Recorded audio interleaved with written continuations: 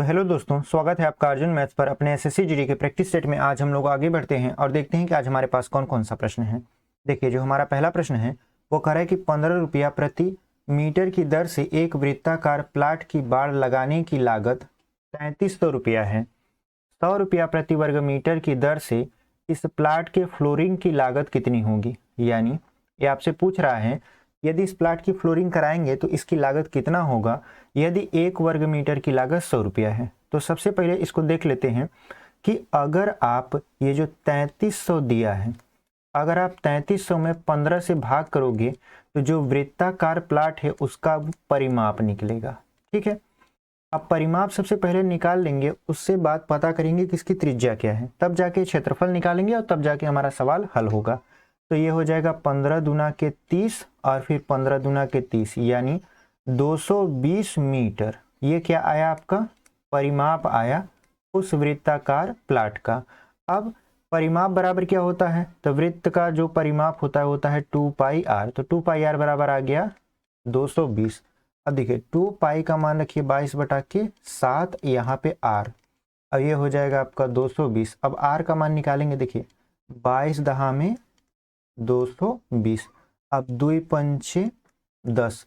अब 5 का यदि साथ में गुणा करवा देंगे तो आर बराबर हो जाएगा आपका 35 मीटर। अब इसका क्या निकाल लेते हैं, क्षेत्रफल। देखिए जब क्षेत्रफल निकालेंगे तो वृत्त का क्षेत्रफल होता है पाई आर स्क्वायर। तो पाई का मान रख दीजिए 22/7 और आर का मान रख दीजिए आप 35, फिर यहाँ हो जाएगा 35। अब देखिए 7 पचे 35।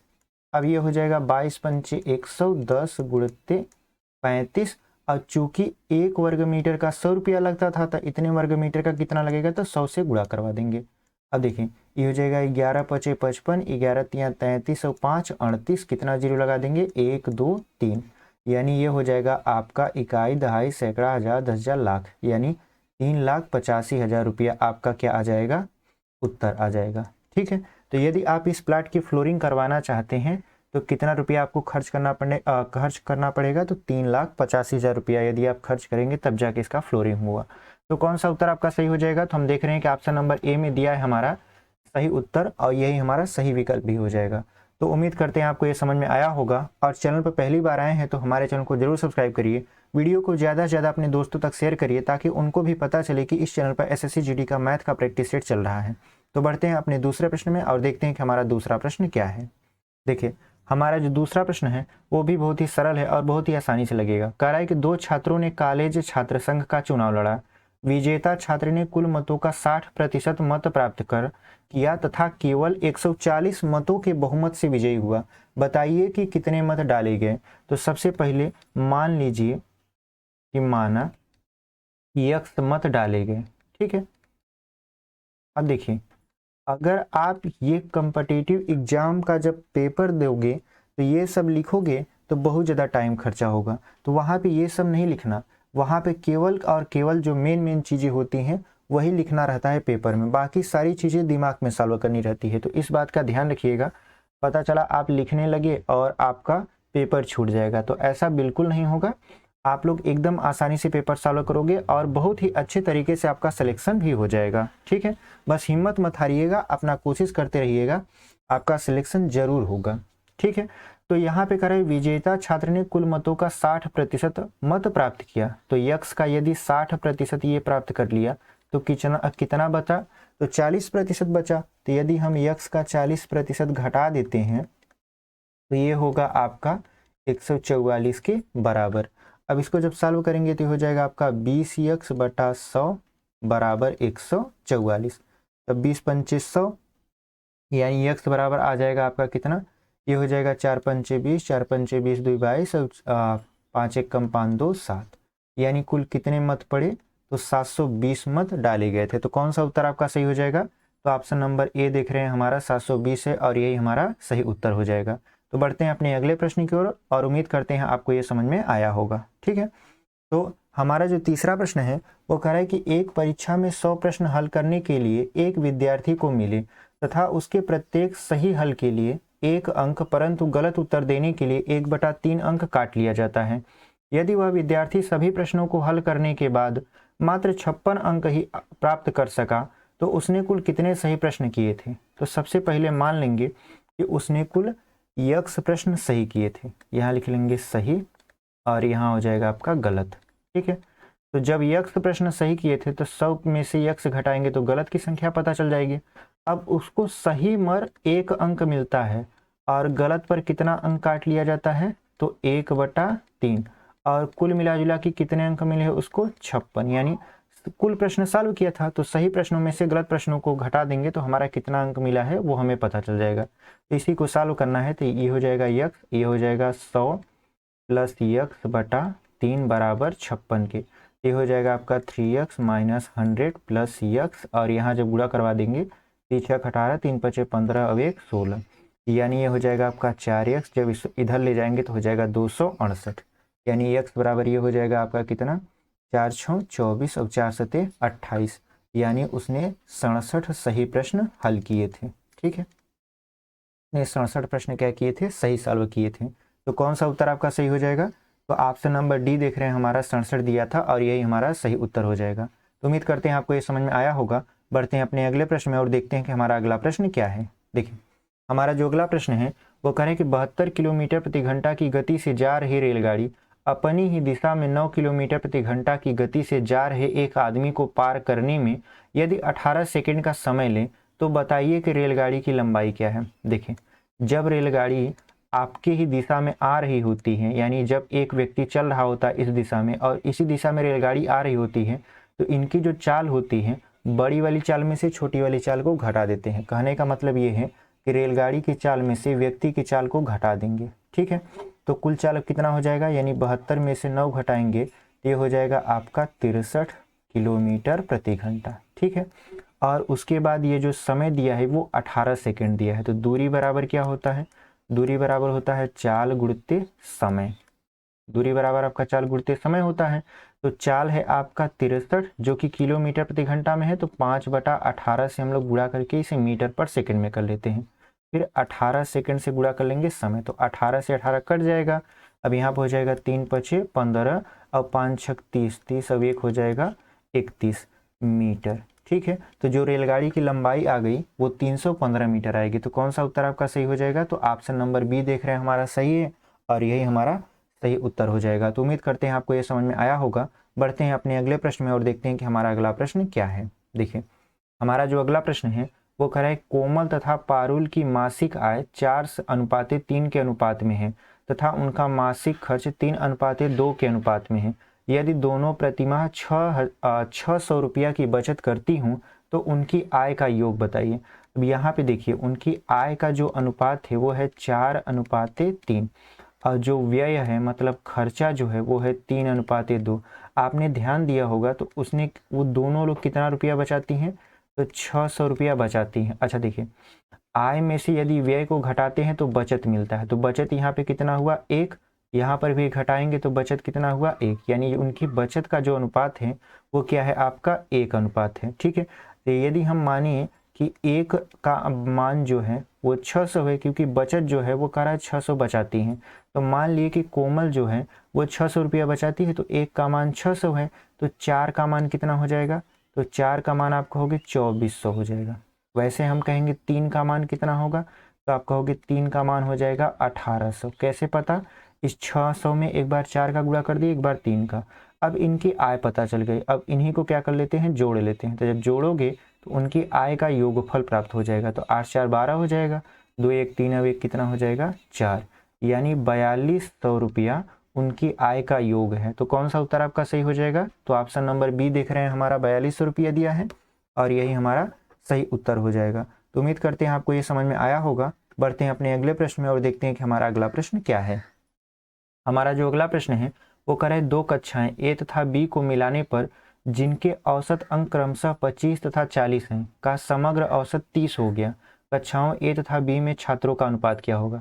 देखिए ए में मान लेते हैं हमारे यक्स छात्र हैं और बी में है वाई। ठीक है, तो इनका यदि हम योग निकालेंगे तो योग हो जाएगा पहले में 25 यक्स और जो दूसरे वाले छात्र हैं ये हो जाएगा 40 वाई। ठीक है, यानी ये हो जाएगा आपका 25 यक्स प्लस 40 वाई। अब यदि इनका औसत निकालेंगे तो हो जाएगा यक्स प्लस वाई बराबर किसके, ये हो जाएगा 30 के। अब इसको जब सॉल्व करेंगे तो ये हो जाएगा आपका 25x प्लस 40y, यहाँ पर हो जाएगा आपका 30x प्लस 30y। अब पक्षांतर करिए, इधर पक्षांतर करेंगे बचेगा 10y, इधर बचेगा 5x, तो 5 दूना के 10, यानी ये हो जाएगा 2y बराबर x के, यानी x अनुपाते यदि हम y निकालेंगे तो ये आएगा आपका 2:1। तो हमसे पूछ रहा था ए तथा बी में छात्रों का अनुपात क्या होगा, तो 2:1 होगा। तो कौन सा उत्तर आपका सही हो जाएगा, तो ऑप्शन नंबर ए देख रहे हैं हमारा 2:1 है और यही हमारा सही उत्तर हो जाएगा। तो बढ़ते हैं अपने अगले प्रश्न में और देखते हैं कि हमारा अगला प्रश्न क्या है। देखिए हमारा जो 7वां प्रश्न है वो भी बहुत शानदार है। कह रहा है कि एक परीक्षार्थी जो एक परीक्षा में 20 अंक प्राप्त करता है 30 अंकों से फेल हो जाता है, परंतु दूसरा परीक्षार्थी जो 32 अंक प्राप्त करता है वह उत्तीर्ण अंकों से 42 अंक अधिक प्राप्त करता है। परीक्षा के कुल अंक बताइए। देखिए यहाँ पे जो पहला वाला विद्यार्थी है वो 30 अंक से फेल हो जाता है और जो दूसरा विद्यार्थी है वो जितना पाना चाहिए उससे वो 42 ज़्यादा पा जाता है। तो इनको जब जोड़ देंगे तो सेटलमेंट मतलब एकदम संतुलन बन जाएगा। तो जोड़ेंगे तो ये हो जाएगा आपका 72 अंक। ठीक है, अब ये 20 अंक प्राप्त करता है और ये कितना प्राप्त करता है 32 अंक। तो इनमें कितने का अंतर है, तो 12 का अंतर, यानी 12% बराबर कितना हो जाएगा आपका 72। तो यानी 12 6 हो जाएगा आपका 72, यानी 1/100 बराबर कितना आ गया 6। यदि हम 1 की वैल्यू निकाले तो ये हो जाएगा 600। तो पूछ रहा था परीक्षा में कुल अंक बताइए, तो परीक्षा में कुल कितने अंक हो जाएंगे आपके 600 अंक हो जाएंगे। ठीक है, और यही हमारा उत्तर हो जाएगा। तो कौन सा ऑप्शन सही है, तो ऑप्शन नंबर डी देख रहे हैं हमारा 600 है और यही हमारा सही उत्तर है। तो बढ़ते हैं अपने अगले प्रश्न में और देखते हैं कि हमारा अगला प्रश्न क्या है। देखिए हमारा जो 8वां प्रश्न है वो कह रहा है सोनाली और मोनाली की वर्तमान आयु 5:3 के अनुपात में है। अब से 5 वर्ष पश्चात उनकी आयु 10:7 के अनुपात में हो जाएगी। मोनाली की वर्तमान आयु क्या है। देखिए यहाँ पे सबसे पहले मानेंगे मोनाली की वर्तमान आयु, यानी मोनाली की जो आयु है वो 3x और जो सोनाली की आयु है आपका वो हो जाएगा 5x। अब इनका अनुपात निकालेंगे तो 5x/3x हो जाएगा। अब कह रहा है 5 वर्ष पश्चात, यानी 5 इसमें ऐड कर देंगे। जब 5 ऐड कर देंगे तो ये किसके बराबर हो जाएगा 10/7 के त्रिय गुणा करवा लेते हैं। ये हो जाएगा 7 × 5 = 35x प्लस 35 बराबर 30x प्लस 50। अब पक्षांतर करिए, यहाँ पे हो जाएगा आपका 5x और यहाँ पे हो जाएगा 15। तो x बराबर कितना हो जाएगा आपका, x बराबर 3 आ जाएगा। तो जो पूछ रहा था मोनाली की वर्तमान आयु, तो मोनाली की वर्तमान आयु हमने कितना माना था 3x। तो 3 में 3 का गुणा करवा देंगे तो 3 त्रिका हो जाएगा 9 वर्ष, यानी जो मोनाली है उसकी वर्तमान आयु 9 वर्ष होगी। तो कौन सा उत्तर आपका सही हो जाएगा, हम देख रहे हैं कि ऑप्शन नंबर सी में दिया है 9 वर्ष और यही हमारा सही उत्तर हो जाएगा। ठीक है, तो बढ़ते हैं अपने अगले प्रश्न में और देखते हैं कि हमारा अगला प्रश्न क्या है। देखिए हमारा जो अगला प्रश्न है वो कह रहा है कि ए तथा बी इसी कार्य को 12 दिन तथा 15 दिन में पूरा कर सकते हैं। उन्होंने मिलकर कार्य करना आरंभ किया, लेकिन 4 दिन बाद ए कार्य छोड़कर चला गया। शेष कार्य को बी अकेले कितने दिन में पूरा करेगा। तो देखिए सबसे पहले ए और बी दोनों का 4 दिन का काम निकालते हैं। तो जब 1 दिन का काम निकालेंगे तो कितना हो जाएगा 1/12 प्लस 1/15। अब इसको जब सॉल्व करेंगे तो यहाँ पे हो जाएगा 60 और 12 पंचे 60, 15 चौका 60, यानी ये हो जाएगा 9/60, जिसको काटेंगे तो 3/20 आएगा। अब देखिए जब 1 दिन का काम इन दोनों का आ गया 3/20, तो 4 दिन का काम कितना हो जाएगा, तो 4 दिन का जो काम होगा इसमें 4 का गुणा करा देंगे, यानी 3/20 गुणते 4, तो 4 × 1 = 4, 4 × 5 = 20 हो जाएगा। यहाँ पे हो जाएगा 3/5 भाग। अब देखिए 1 भाग ए जो है, अब कह रहा है बी ने आगे कितने दिन में काम पूरा किया। देखिए 1 भाग जो बी पूरा करता है, 1 भाग बी कितने दिन में पूरा करता है, तो 15 दिन में। ठीक है, तो आपका 3/5 भाग कितने दिन में पूरा करेगा, 3/5 भाग, यहाँ भाग कर देते हैं, 3/5 भाग कितने दिन में पूरा करेगा, तो 15 में हम 3/5 से गुणा करा लेंगे, तो 5 × 15 और 3 त्रिका कितना हो जाएगा, 3 का 3 में गुणा करवा देंगे तो 9 दिन। यानी जो बी है, बी ने आगे कितने दिन में काम पूरा किया होगा, तो 9 दिन में काम पूरा किया होगा। अब देखिए यहाँ पर क्या कर देंगे हम लोग, 5 × 15 हो गया, 3 त्रिका 9 हो गया। तो यहाँ पे कितने दिन में काम पूरा कर रहा है, तो यहाँ पे पूरा करा था 9 दिन में। यहाँ पे थोड़ा सा मिस्टेक हो गया है, देख लेते हैं। 3 त्रिका 9, यहाँ पे हो गया 3/20, तो 4 × 5 = 20, अब देखिए यहाँ पे थोड़ा मिस्टेक हम लोग क्या किए, 3/5 भाग तो वो लोग पूरा किए हैं, लेकिन शेष काम कितना बचा है इसको थोड़ा इरेज कर लेते हैं। देखिए इसको थोड़ा इरेज कर लेंगे हम लोग, इरेज कर लेंगे तो हमारा क्या हो जाएगा, थोड़ा सा हम लोग मिस्टेक किए हैं यहाँ पे समझने में। अब देखिए 3/5 भाग जो है वो काम पूरा हो चुका है, ठीक है। तो शेष काम कितना बचा है, तो शेष काम बचा है आपका 2/5 भाग। इसमें आप 15 से गुणा करवाएंगे तो 5 तिहाई 15 और 3 दूना कितना हो जाएगा आपका 6 दिन। यानी जो बी है, बी ने आगे कितने दिन में काम पूरा किया है, तो 6 दिन में काम पूरा किया है। तो कौन सा उत्तर आपका सही हो जाएगा, तो ऑप्शन नंबर सी दिया है आपका 6 और यही सही उत्तर हो जाएगा। हम लोग यहाँ पे शेष काम नहीं निकाले थे, डायरेक्ट उसमें गुणा कर दे रहे थे, इसलिए हम लोगों का उत्तर नहीं आ रहा था। तो बढ़ते हैं 10वें प्रश्न में।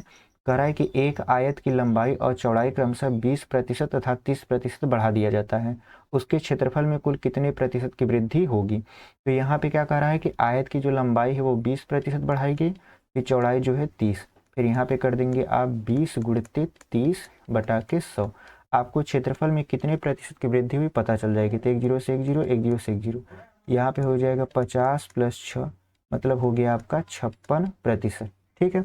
तो कह रहा है उसके क्षेत्रफल में कुल कितने प्रतिशत की वृद्धि होगी, तो 56% की वृद्धि होगी। तो कौन सा उत्तर आपका सही हो जाएगा, तो ऑप्शन नंबर सी देख रहे हैं हमारा 56 दिया है और यही हमारा सही उत्तर हो जाएगा। तो उम्मीद करते हैं आपको ये समझ में आया होगा। मिलते हैं आपसे अगले प्रैक्टिस सेट में, तब तक के लिए धन्यवाद।